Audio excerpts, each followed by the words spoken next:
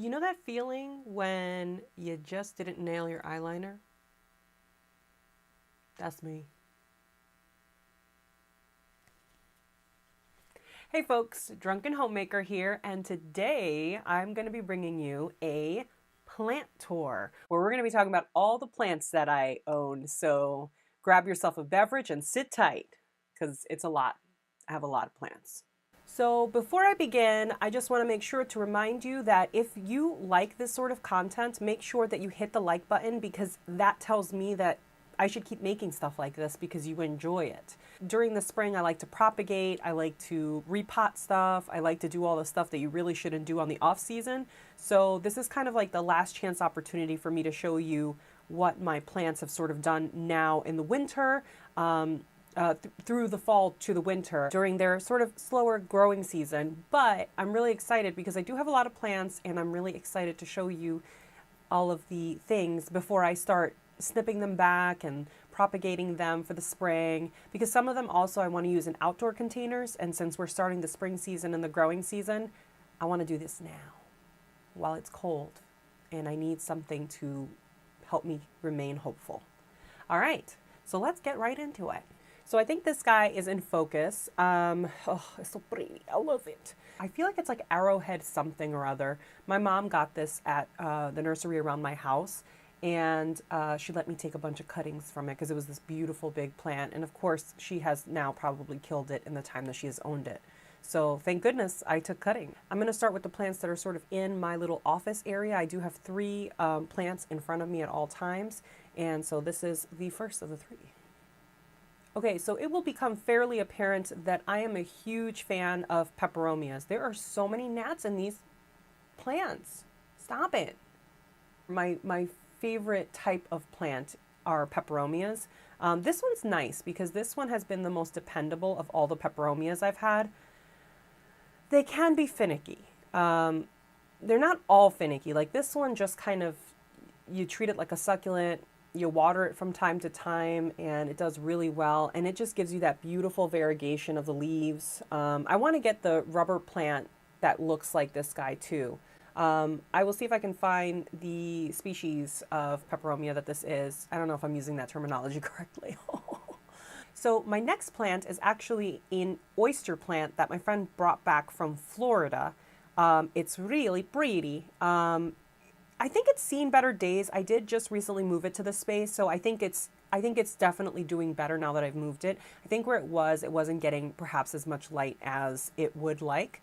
It is one of those plants that grows like a weed in the south, but not clearly here in Western New York because it's cold and whatnot. So yeah, so this is the oyster plant that I have, and I really like it.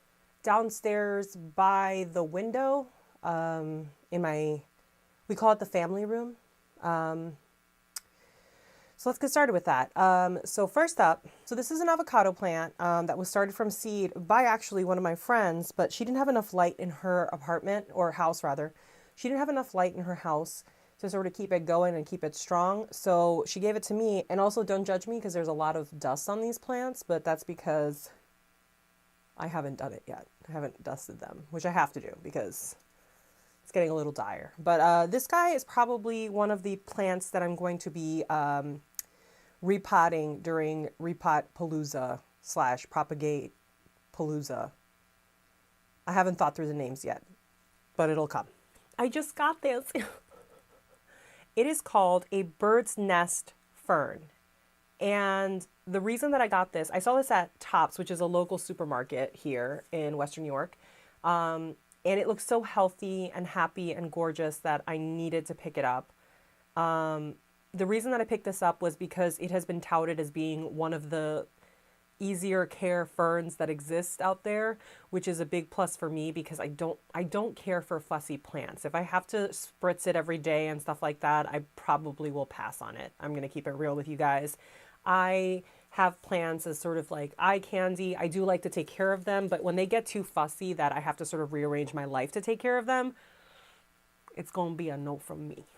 So yeah, so this is the bird's nest fern, which is a gorgeous, beautiful, supposedly easy care fern. I've had it for about 2 weeks now, and I haven't watered it or anything like that, and it's looking pretty gorge, so I'm gonna hope that it stays that way.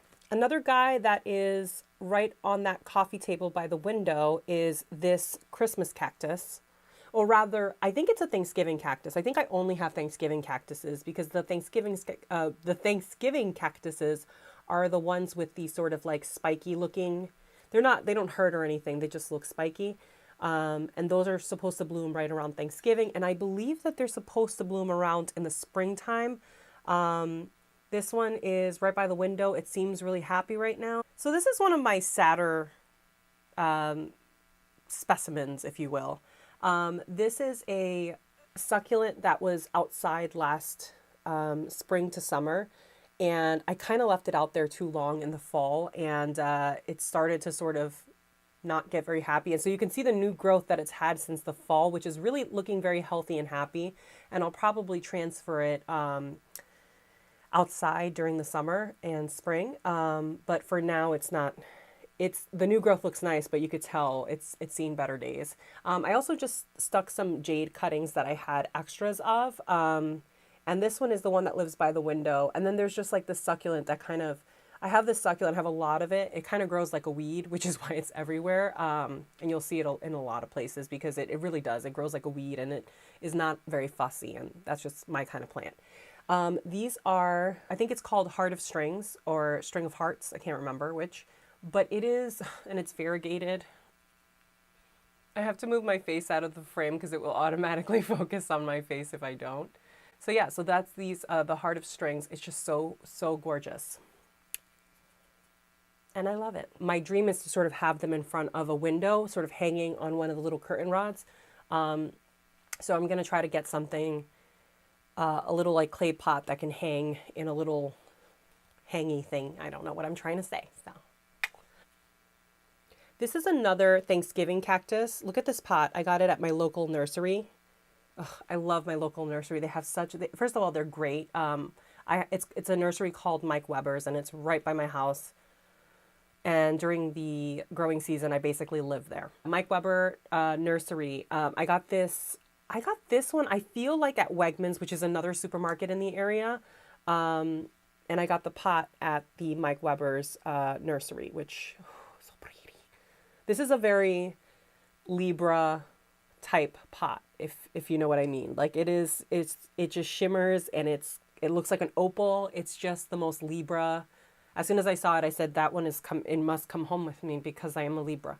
But this is another Thanksgiving one, and this one has these very delicate, like creamy pink blooms that look like little birds, and it's so, so gorgeous. This is my favorite cactus that I have. The other one I really, really love, but it has like these beautiful, like bright pink blooms, which I adore. But this is, I have to say, just like the whole thing, the delicate, beautiful pink, light pink blooms and the delicate pottery and everything about this I adore. So recently, because it's the off season for plants, I have been getting a lot of stuff at supermarkets and stuff like that. But I'll try to tell you if I've gotten them elsewhere.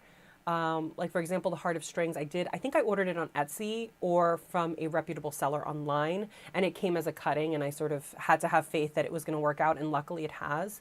But a lot of the plants that I have now, I got at the local supermarket, my local Aldi's, Wegmans, Tops, depending on where. So the next one that I got at Aldi. I love this plant so much. I'm just making sure that the plant's not touching the mic. So this plant I actually found at my local Aldi. And I have a rule about plants that I try not to spend more than $10 unless it's a rare variety. But I made an exception with this girl because, yeah, she a girl. She's beautiful. Just because it's so tropical looking. It's so beautiful. Actually, the reason that I wanted to get a shot of it now and what it looks like in all its glory. And this is actually the pot that it came in. It's like a little plastic thing with a plastic container on the inside. And I've left it like that just because this guy easily I can split up into 3 separate plants. And it'll look great. And I can gift one of them and I can bring one of them to my office. So I wanted to sort of get a shot of this the way it looks now. And look at all the baby plants that are coming out. Like the little baby plants look so stinking cute. And they're like kind of like bronze tinted. This plant is just, it's one of my favorites. I just got it like maybe like a month or two ago, and it's quickly become one of my favorites. I love it. And this is going to be one of those during like Repot Palooza that is definitely going to be getting a haircut / being split. So here it is now.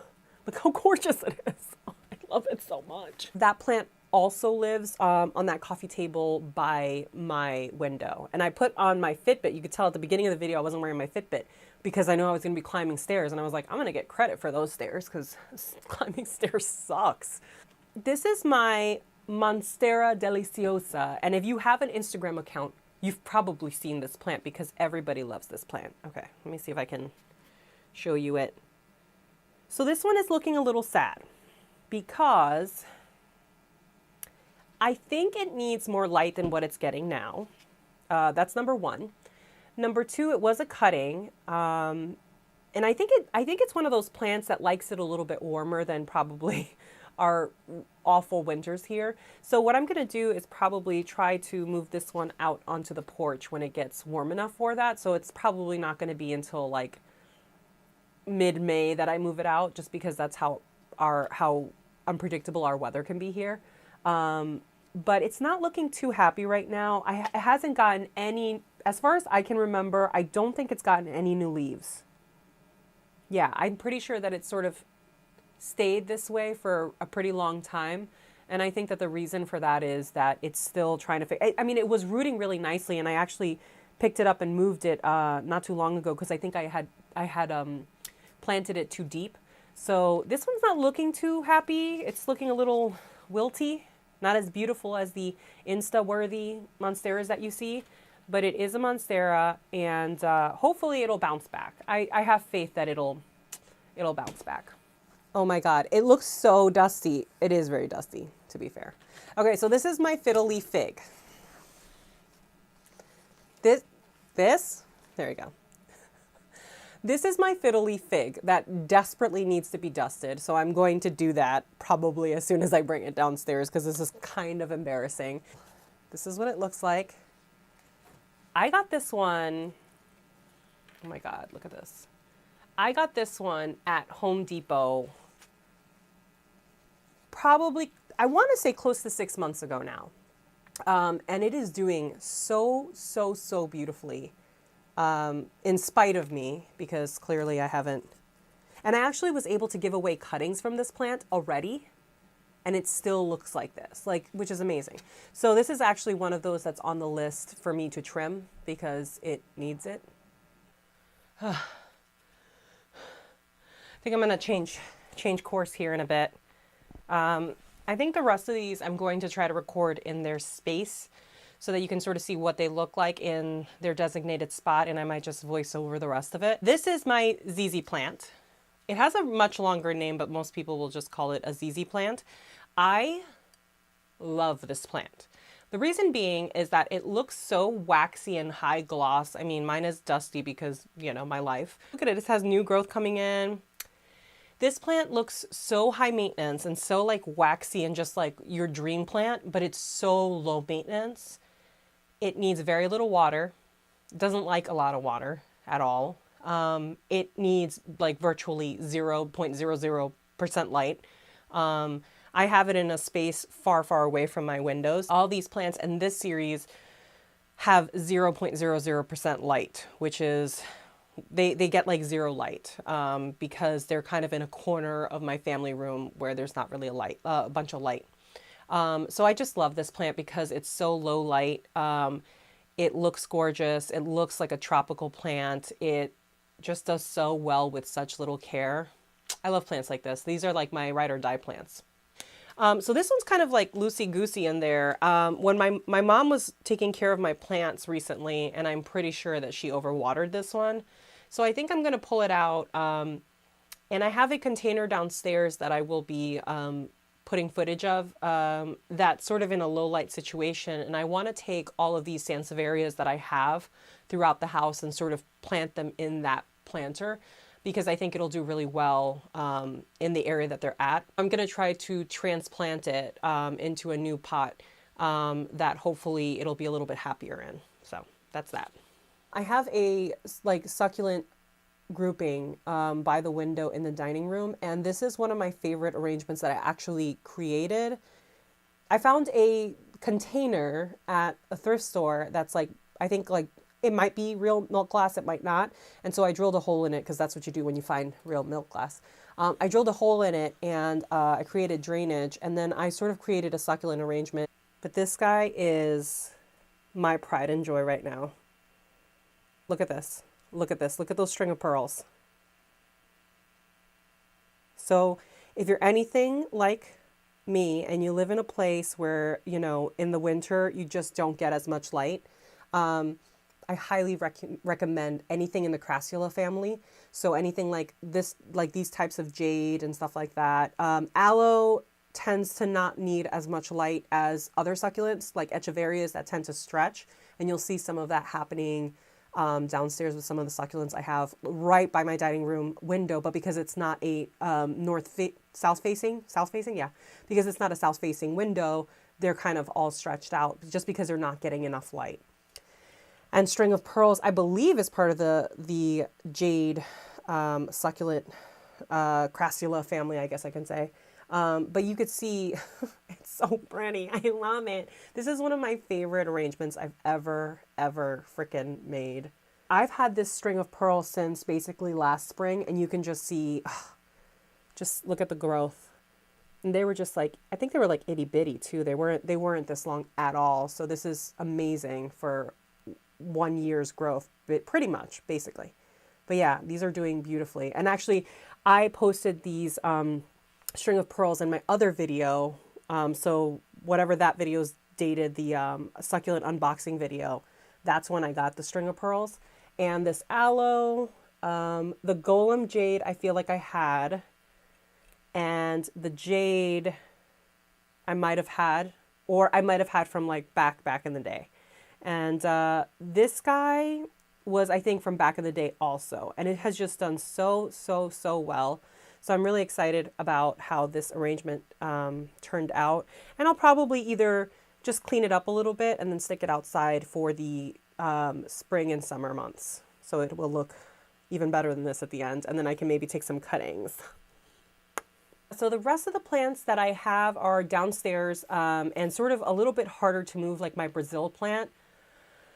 Oh my God, that Brazil plant is doing so well. It's in my kitchen. I sort of drilled holes in my kitchen cabinets so that I could hang a plant there. And it's in the perfect spot for the Brazil plant because I think the Brazil plant needs enough light so that it's continuing the coloration that it has and it looks good, but also not enough light that it'll sort of hurt the plants or burn the leaves.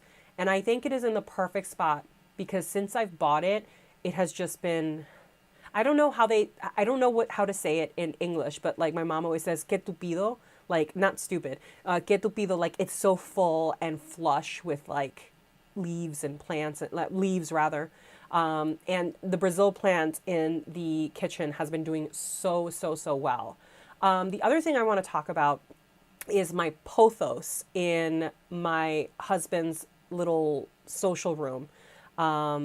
So that's his room where he does his YouTube channel. If you want, I will link his YouTube below. He has a wrestling video game channel.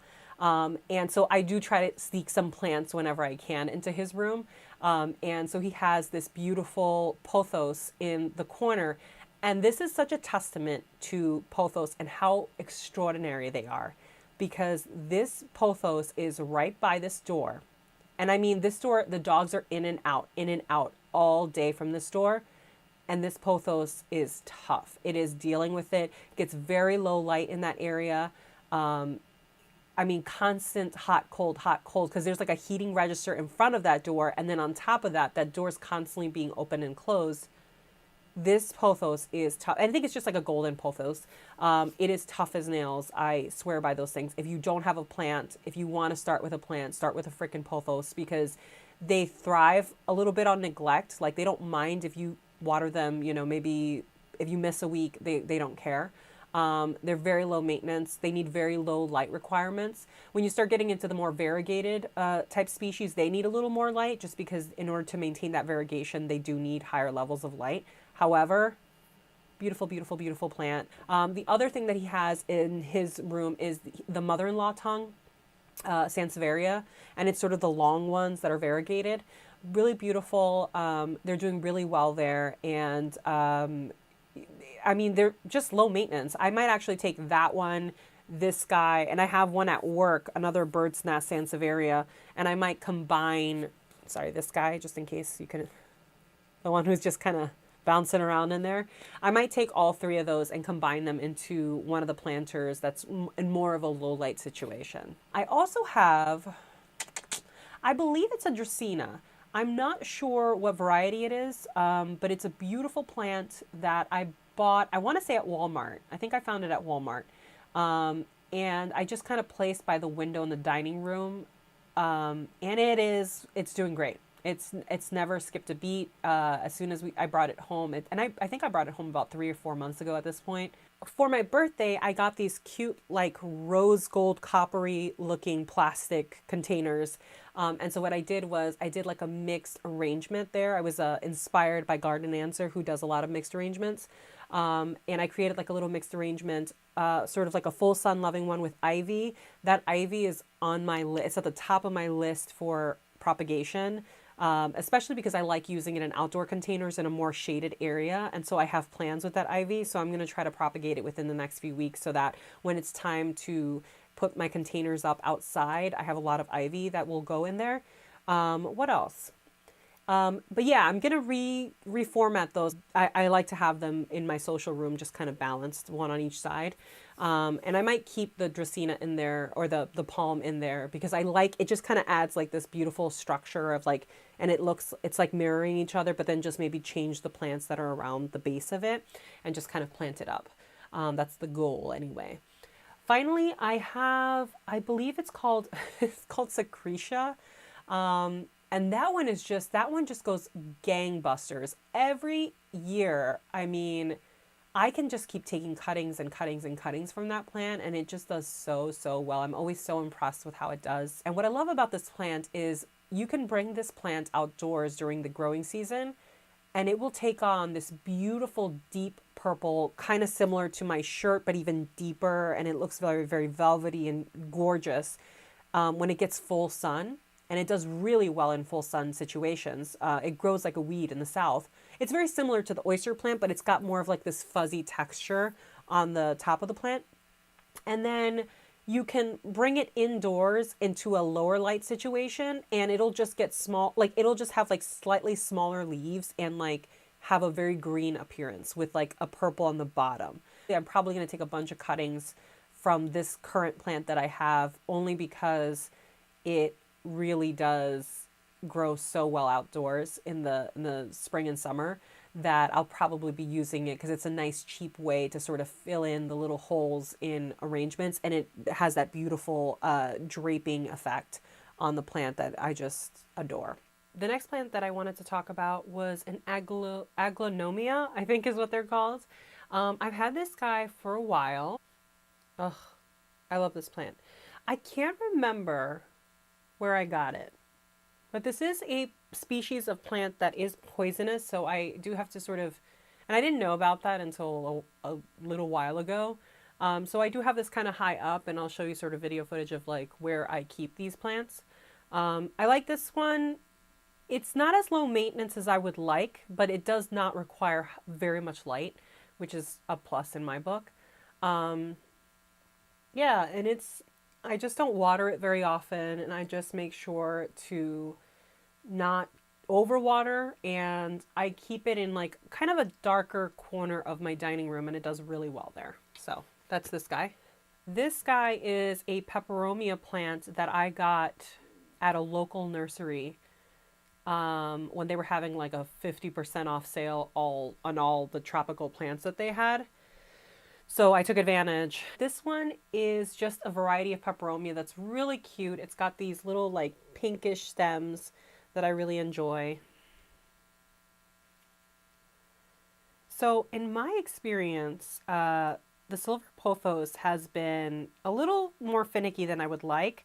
I remember seeing a YouTube video where someone has this like in full sun, and for some reason whenever I put mine like close to a window or it has like full sun, it doesn't do too well. So I actually have it further away from the sun, and actually that same location where the Aglaonema is, sort of like in that darkened dining room corner where they are getting some level of light, but they're definitely not getting a ton of light. And it doesn't do as well as I would like it to be honest.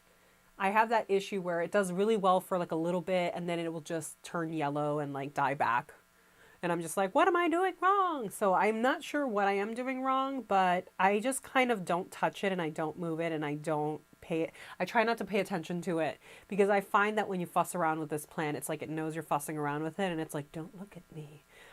So yeah, so it's probably gonna have like a little tantrum now that I've brought attention to it. So there's that. I also do have a bromeliad that flowered a while ago, and right now it's got a couple of pups on the side of it, so that's kind of neat. So yeah, that is it for my plant tour. Leave me in the comments which was your favorite plant. Do you have a favorite? Which one is missing from my collection? Tell me what I should be adding to my collection because I'm always curious about what species I don't have and very excited to see if I can get my hands on them. So thank you for coming on this journey with me, and I will see you next time. Plants, plants, plants, plants. Plants, plants, plants. Plants, plants, plants. Plants. Plants, plants, plants. Plants, plants, plants.